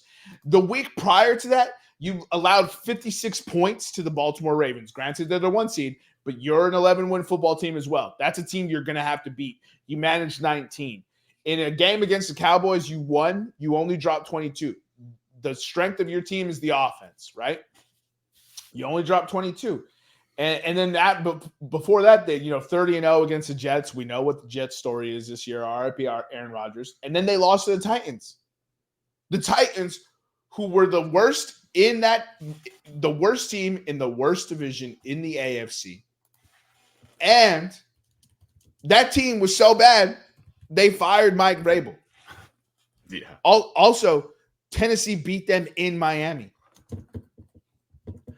Yeah. The vibes, the signs are not coming out. The Jalen Ramsey, Xavier Howard combo just doesn't seem to be working. I don't know if they don't have the safety support there or what it is. They lost one of their best pass rushers to, I think it was Achilles or ACL around the time Jalen Ramsey was coming back, and I don't think they've recovered from that. I'm betting with the championship pedigree, so I'm taking Kansas City. Yeah, I mean, I made the points for Miami. I don't think Miami beats Kansas City. I want to take Kansas City -4 right here. I think it's a great bet. And I think the under 44, right? I had this game originally at the start of the week. I took under 42, right? The fact that it's gone up to under 44, I might place a second bet at the over 40 or at the under 44. I don't think there's going to be a lot of scoring in this game. It's going to be cold in Kansas City. It's going to be snowy in Kansas City. Right, I saw one weather report said 2 inches of snow, 3 inches of snow in Kansas City. right? It's gonna suck. Right? It's not gonna be fun in Kansas City. I think for everything you mentioned, right? Miami does not have a good defense. Miami does not also have the good offense to overcome KC. KC has the second best scoring defense of any of the 14 playoff teams. Miami does have a positive turnover margin, but yeah, I don't back Miami against winning teams. Yeah, and uncharacteristic to bet the revenge game. If you want to thread a needle, the Miami Dolphins +4 Kansas City to win is kind of where my head is sitting at. I'm taking Kansas City -4 purely for the odds, but I'm not the most confident in that. But I think Kansas City wins this football game. Yeah. Let's go ahead and get into the third AFC game. We have the Pittsburgh Steelers taking on the Buffalo Bills. The spread is 10 points. That's a no-brainer for me. I'll take Pittsburgh +10. Yeah, I'm with you on it. Pittsburgh +10. Buffalo has limped their way, or Buffalo has not limped their way into the playoffs. So I think Buffalo wins this game, but I think it's going to be a hard-fought game. Pittsburgh has a great defense.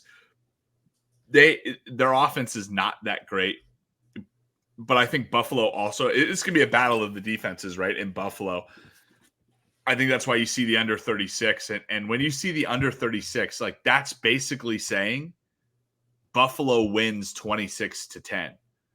And I don't think I think Buffalo could win, 20-10 or 20-14, 20-21, 21-14 ish, right?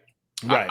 I think that's the score, and that's going to cover our Pittsburgh +10.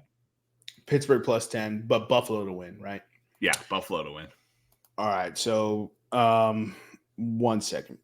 Playoffs. So I have Cleveland and not betting Buffalo to win, by the way. All right, so I'll have Baltimore, Cleveland, and Buffalo, KC. Yep. Kansas City versus it's versus Buffalo. Yeah. Yep. And you're gonna have the same. You're gonna have the same thing, but you're going Houston, right? I do believe the same thing is happening because in the model I did forget to remove KC's last game, but I'll stick with Houston. Okay, so you're taking Cleveland or not? I will take Houston. You'll take Houston. I agree with you because I messed up in the model, but I'll stick to my guns in the beer bet that we made and back the Houston Texans and CJ Stroud. Okay, and your AFC Championship game, Baltimore versus Houston and Kansas City versus Buffalo. Who do you have? I'm going Baltimore against Buffalo. I for all the reasons I talked about Baltimore. Baltimore is going to blow any team out of the water, and I think Buffalo's defense is good enough to beat KC. Okay. Did I break up? A little bit. No, but I heard you say they're good enough to break it. So you have Baltimore versus Buffalo. I'm going Cleveland. I'm telling you, bro. I'm hitching a Joe Flacco revenge game. I'm hitching my wagon to Cleveland, baby. Let's go. I'm going Joe Flacco. Cleveland versus. Is this the year Josh Allen beats Patrick Mahomes? I think so. This is the year. I think so.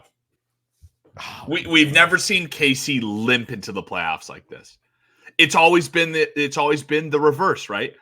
Buffalo has always had that end of the year where they're like, they crack down because they've won the division. They're not really playing for anything. They get in the playoffs and they have to be like, oh shit, right? But this year, this Buffalo team is locked on. They're good to go. They've proven people wrong, and KC has limped into the playoffs and has a little bit of doubts lingering. I think Josh Allen does it. Okay, so you got and then so Buffalo versus Baltimore. Who you taking in to win that? I'll take. So the funny thing is, and to kind of set the stage for my NFC one, I have a bet Bills Niners to make the Super Bowl that I made at the beginning of the season. I'm going to bet against that, and I'm going to say Baltimore makes the playoffs or makes the Super Bowl. Damn, scared money. All right, so you have Baltimore coming in for the AFC. Yep. I have Cleveland over Buffalo. Cleveland in the Super Bowl. I you don't imagine? look. You guys can message me on the side. You can drop comments on YouTube. You can, however you want to let us know that I'm batshit crazy. That's perfectly fine. But the last time I saw Joe Flacco play this red fucking hot, I saw that man win a Super Bowl. And Joe Flacco playing Baltimore.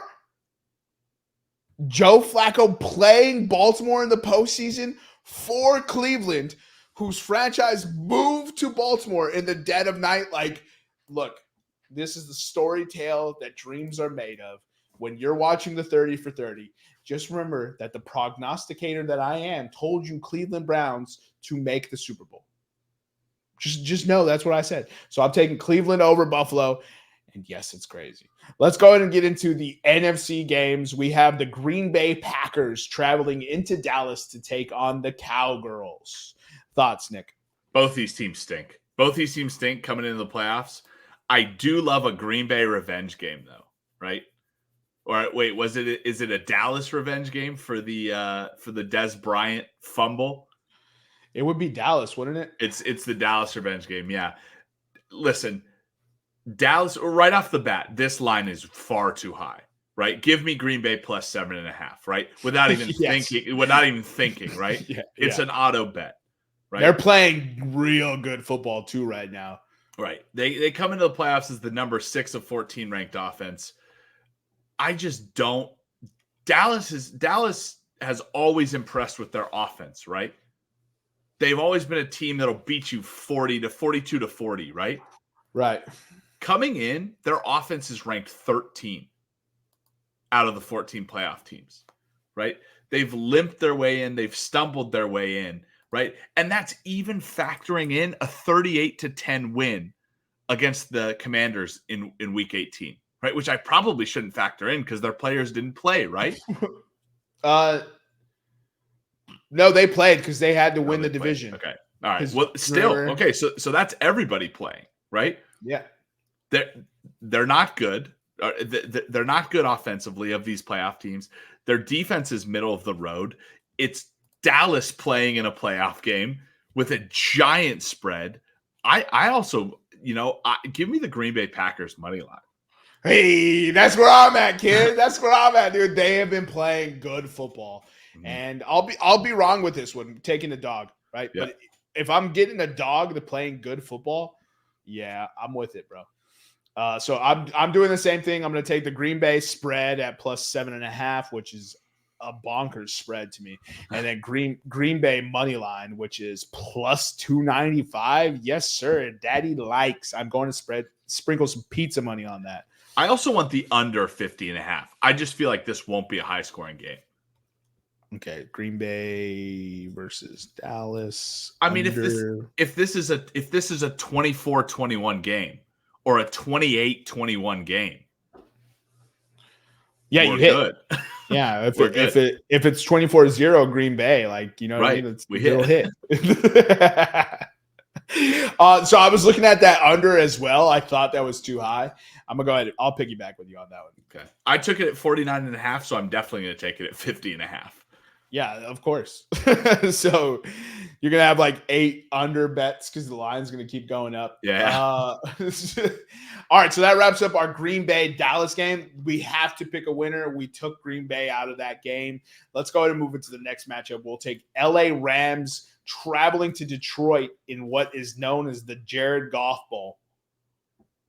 Yeah. Line's currently set at Detroit -3, over-under is 51.5. I like Lions -3, right? I think Detroit, I sung their praises earlier. They're steamrolling into the postseason, and I don't think the Rams have the defense to stop them. I also think Detroit forces turnovers like crazy, and Matt Stafford loves to give the ball away. If there's one thing Matt Stafford loves to do, it's give the ball away. Did the Rams and the Lions play each other this year? No, they did not. Right? That's a great question. They did not. No, they didn't. I just they did not. Nope. So I don't know why I kind of felt like they had played each other this year. So, dude, it's the Detroit Lions. Yeah. You know what I mean? There's certain teams like the Dallas Cowboys before. There are certain teams that put the fear of God in your heart when you bet with them. Yeah. Right? And this feels like one of those games. Did the Detroit Lions win a playoff game last year? Did they? I thought they did. Did they make the playoffs last year? Did they? They might have missed the playoffs. I think they. No, hold on. They beat Green Bay to keep them out. Oh, I think they beat Green Bay to keep them out, and Detroit missed because Seattle. Detroit did not qualify. Yep. Seattle made it. Yeah, that's right. So we ain't seen. That really blows up my take, doesn't it? Yeah, it does. We ain't seen this team in a playoff game yet. Yeah, they won the division. They got that monkey off the game. I'm going Los Angeles Rams money line at plus 142. Okay. Yeah, well, that blows up my take. Yeah. So yeah, I mean, this is the first year for the Lions against an experienced Rams team. You know, I'll still bet with stats. I'll take Lions -3. Yep. So you got Detroit -3. I'll take Rams money line. A lot of differentiating takes here. Well, not really. We both had Kansas City, Buffalo. Yeah. Well, I mean, there's only 6 games. Right. That's 33%. I'm not that crazy. Yeah, Rams money line. And I kind of want to take the over on this one. I know that's bonkers, but over 51.5, a little too rich for my blood, but I can see it being a shootout. I'm thinking maybe a 30-24 game. Maybe like a 30-28 game, 31-28, something like that. I'm looking at 28-27. Yeah. Yeah. Like the team who has the ball last wins this football game. Ooh, a missed every quarterback does something right, but a missed extra point decides the game. I love this storyline. Oof. Yeah, and so it'd be the most Detroit way. It would be the most Detroit way. Ball game. But since I'm taking Rams money line, let us not forget, always take the points as well. Right. So I'll take LA Rams +3 at -102.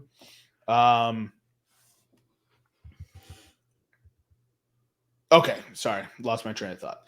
So that wraps up the second game. Let's wrap up with the awful Monday Night Football game. I will watch this game because it's going to be the Eagles, so I'm going to watch obviously I'll watch the Eagles with Eric. I don't mind watching Eagles football. I just hate that it's on Monday. And even Eric was just like, Monday? I think he said because he didn't want to wait till Monday. But he didn't want to start his week depressed. Yeah, I get it. No, I'm with him. It's been a rough ride this last little stretch. Which is we're so down in the dumps on an 11-win football team. That was 10-1. That was 10-1. Yeah, so I mean it's important to say, but dude, it's like I could see them winning.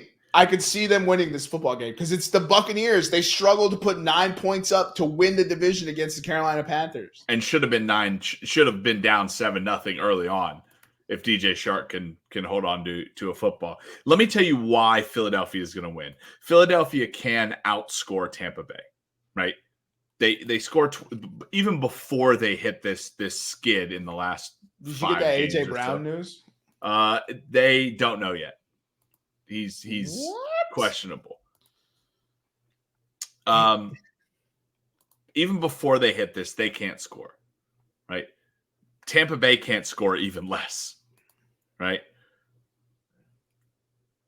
They have experience, right? They know how to play in the playoffs, right? And they have a good team that on paper, as you see right there, should beat Tampa Bay. I'm going to let you know, though, that when a team has a good scoring offense, what beats it? A good scoring defense? A dominating defense. Tampa Bay has allowed 14.6 points in their last 4 games. Quality of opponent. What's the opponents? Quality of opponent, sure, but 14.6 is still pretty good. Right? I mean... And Philadelphia has had a -6 turnover differential in their last 4 games. Let's take out that 0-point performance by the Carolina Panthers. Okay. Do the 4 games without the Panthers. Okay. Without the Panthers game, the Bucks now have the number 4 scoring defense and the number 8 scoring offense. Okay, because I'm looking up. They gave up 25 to the Falcons. They gave up 20 to the Packers. They gave up 12 to the Jaguars, and they gave up 23 to the Saints. Of their last 3?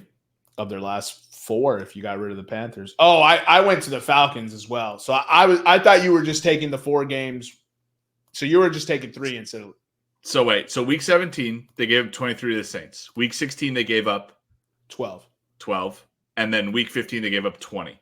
And then I thought we were still doing Week a 4-game sample set. So I was taking that Falcons game at 25.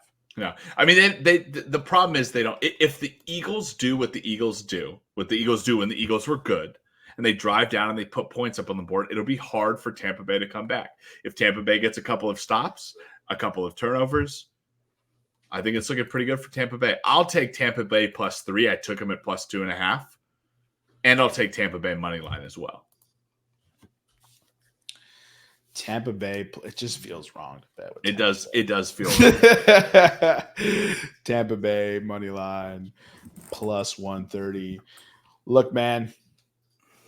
Yeah, I'm gonna be crazy for this one, but I'll take Philly. I'll take Philly money line at -155. I think that's a good bet too. The last 2 weeks of this Buccaneers football team against division opponents to win the division, they showed up flat. They lost outright to the Saints, and it says 23-13. It was not that close. Right. Yeah. Right? The Buccaneers scored 13 points in the 4th quarter. They were skunked for 3 quarters against the Saints. And then they scored 13 to kind of make it look kind of cute. Right. Oh, we scored 13. We only lost by 10. And they didn't even break 10 points against the Carolina Panthers. Yeah. We ain't writing home about this Carolina Panthers football team. I know what you're saying. Yeah. They were so bad they fired a first-year coach 11 games in. Yeah.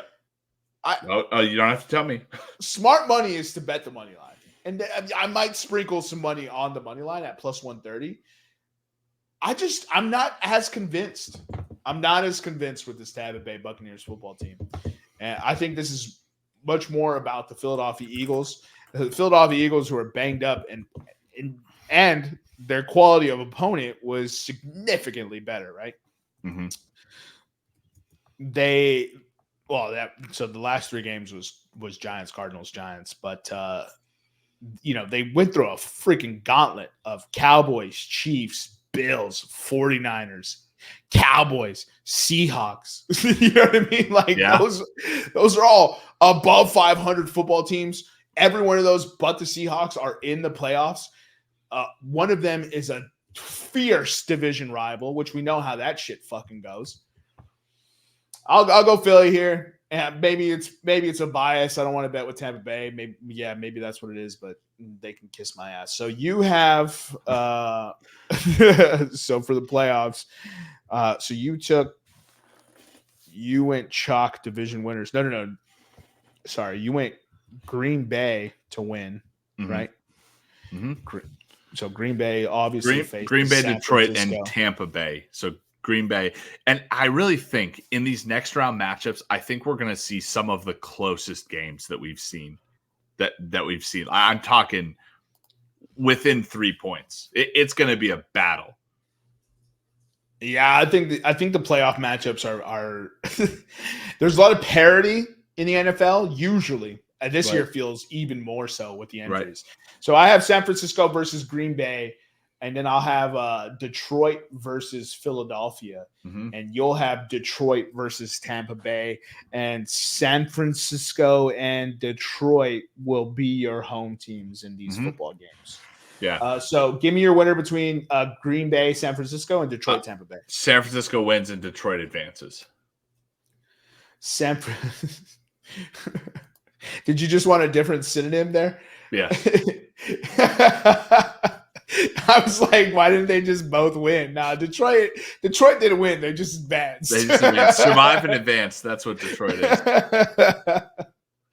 So you have Baltimore versus San Francisco versus Detroit. San Francisco would host that game. Yeah, if these games go differently, my bet hits. Let's see what my bet is. If these games go differently, my bet hits for a decent matchup. And now it logged me out. But I'm going to take Detroit to beat San Francisco in San Francisco. Hot damn. Detroit to win the NFC, by the way, is plus 800. That's amazing. That's amazing. Also, plus 800. That is outstanding value. That's a fun bet for sure. So you have a Super Bowl of the Baltimore Ravens versus the Detroit Lions, just like the prognosticators drew it up at the start of the season. It's disgusting. By the way, I put a $10 bet on Bills 49ers plus 3,000 at the beginning of the season. Plus 3,000? Plus 3,000, yeah. And you just picked against it. And you know what? You got to be like water, dude. You got to be fluid. And I picked the 49ers to beat the Bills in the Super Bowl plus 6,500.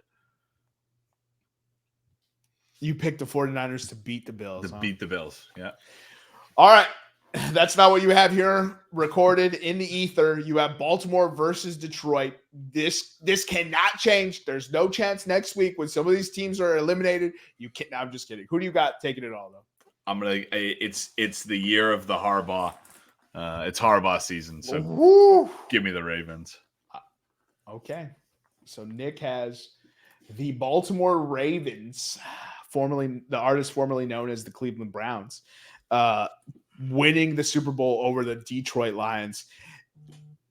I honestly would hate that for Detroit fans, like for them to get to the Super Bowl and lose would be crazy, dude. If I gave you a Super Bowl line of 13 points, would you take Detroit plus 13 against Baltimore? Mm-hmm.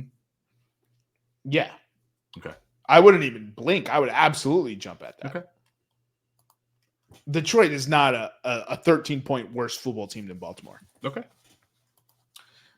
And both defenses can be had. We've seen it happen. I have San Francisco, Green Bay, and Detroit, Philly. I'm going to take.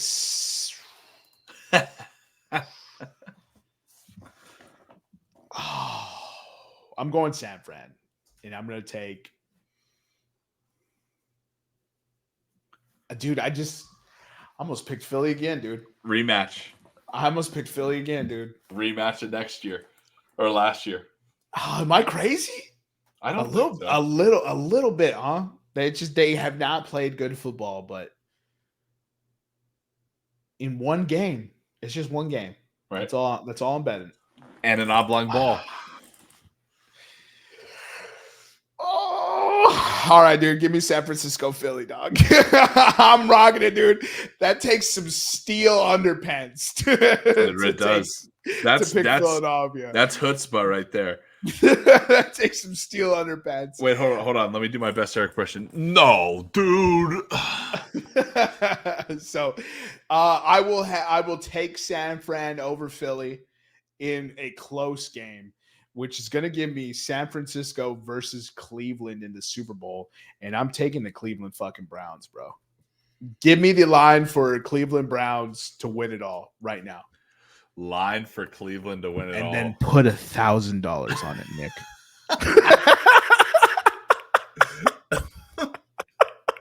What? That's a big piece. Futures Cleveland Browns to win it all. Plus 3,000. Let's go. There you go, ladies and gentlemen. Join me. $1,000 will pay you $31K.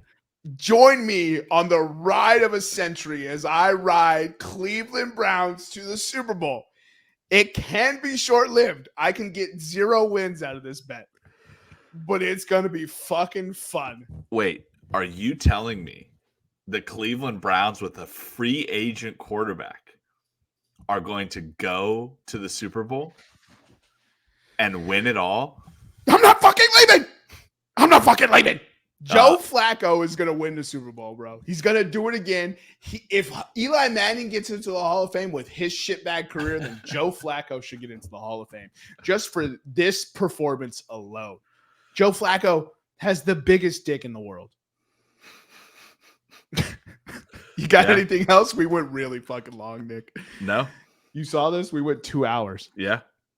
All right. Thanks for listening. Follow us on Instagram, Twitter, and YouTube at Podcast Room303. I've been your host, Jermaine Mendes. This is my co-host, Nicholas Moran. And as always, we have with us. We'll see you next time when you come on down and step into the room.